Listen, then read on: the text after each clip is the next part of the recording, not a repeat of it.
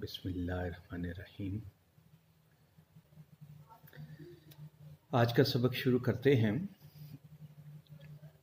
اگلا شعر ہے، اصل میں ہم نعت پڑھ رہے تھے، نعت کے پہلے دو اشعار کی تشریح پہلے کر چکی ہے۔ آج ہم تیسرے شعر کی تشریح کریں گے۔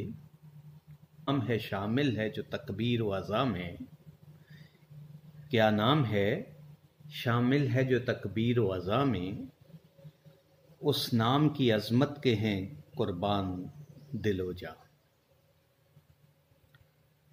اب یہاں شاعر کا جو کہنے کا جو مفہوم ہے وہ کچھ یوں ہے۔ پہلے تو اس شعر کا یہ مفہوم آپ ان الفاظ میں بیان کر سکتے ہیں کہ اس نام کی عظمت پر میرا دل میری جان قربان، کہ جو کہ اللہ تعالیٰ نے اذان اور تکبیر میں شامل کر دیا ہے، یعنی کہ کوئی اذان اور کوئی تکبیر نبی اکرم صلی اللہ علیہ وآلہ وسلم کے نام کے بغیر مکمل نہیں ہو سکتی۔ یعنی کہ جب تک لا الہ الا اللہ محمد کے ساتھ اشہد ان لا الہ الا اللہ کے ساتھ جب اشہد ان محمد رسول اللہ جب تک نہیں کہیں گے تو اذان مکمل نہیں ہوگی۔ تو یہ آپ کے نام کی عظمت کا ایک اظہار ہے کہ آپ کا نام کتنا منفرد، کتنا مقدس اور کتنا متبرک ہے، کتنا بابرکت ہے، اللہ تعالیٰ کو کتنا پیارا ہے یہ آپ کا نام، کہ اللہ تعالیٰ نے اپنے نام کے بعد تمام مقامات پر، حتیٰ کہ اسلام جب انسان قبول کرتا ہے تو کلمہ طیبہ پڑھتا ہے، اس میں بھی لا الہ الا اللہ کے بعد محمد رسول اللہ کا نہ صرف کہنا بلکہ اس پر یقین کرنا لازم ہو گیا۔ اسی طرح جب آپ اذان دیتے ہیں اور پھر جب اذان کے بعد نماز کے لیے تکبیر پڑھی جاتی ہے تو اس وقت بھی نبی اکرم صلی اللہ علیہ وآلہ وسلم کا نام مبارک لیا جاتا ہے۔ یعنی کہ اللہ تعالیٰ کی کبریائی کے بعد نبی اکرم صلی اللہ علیہ وسلم کی رسالت کا اقرار کرنا ہر مسلمان کے لیے لازم ہے۔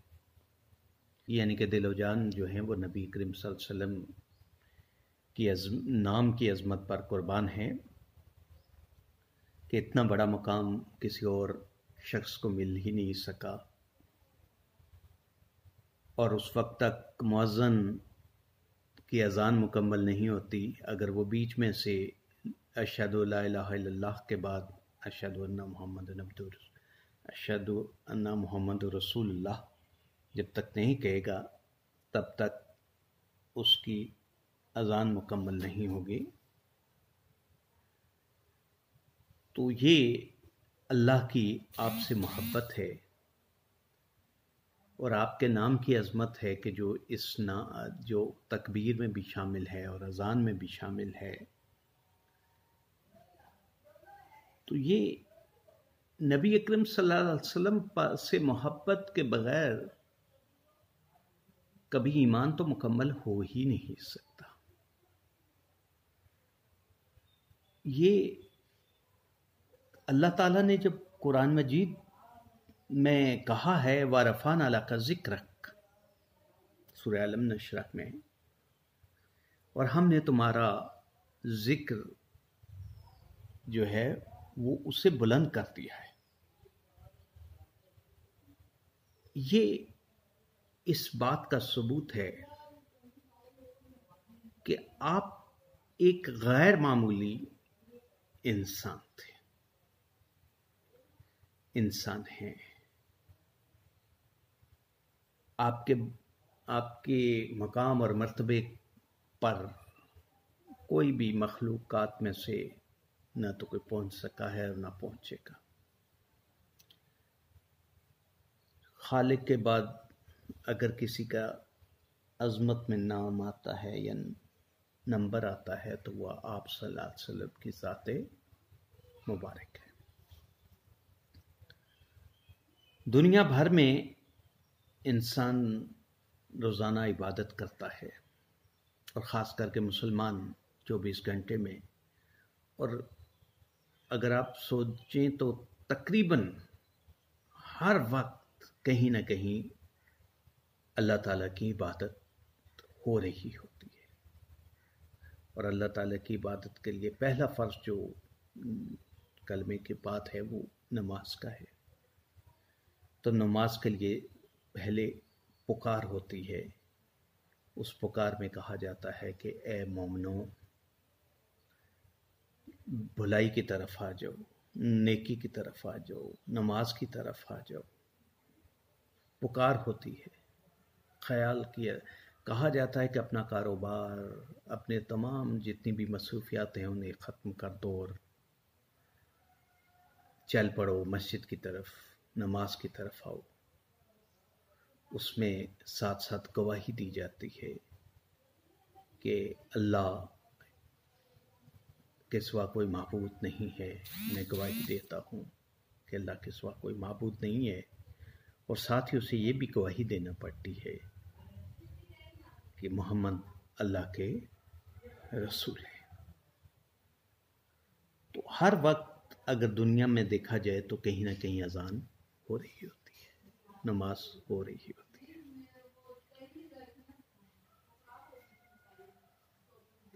تو یہ نبی اکرم صلی اللہ علیہ وسلم سے اللہ تعالیٰ کی محبت ہے، اور یہ محبت کیسے ہوئی پیدا؟ کیونکہ اللہ تعالیٰ نے نبی اکرم صلی اللہ علیہ وسلم سے وہ کام لینا تھا، اپنی ذات، اپنے چھپے ہوئے رازوں کو عیاں کرنے کے کہا۔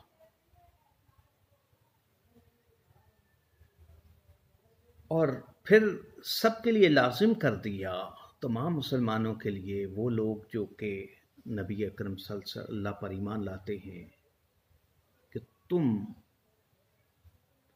جب تک میرے نبی سے پیار نہیں کرو گے، ان سے عشق کا اظہار نہیں کرو گے، تب تک میری نظر میں کوئی مقام تمہارا نہیں ہے۔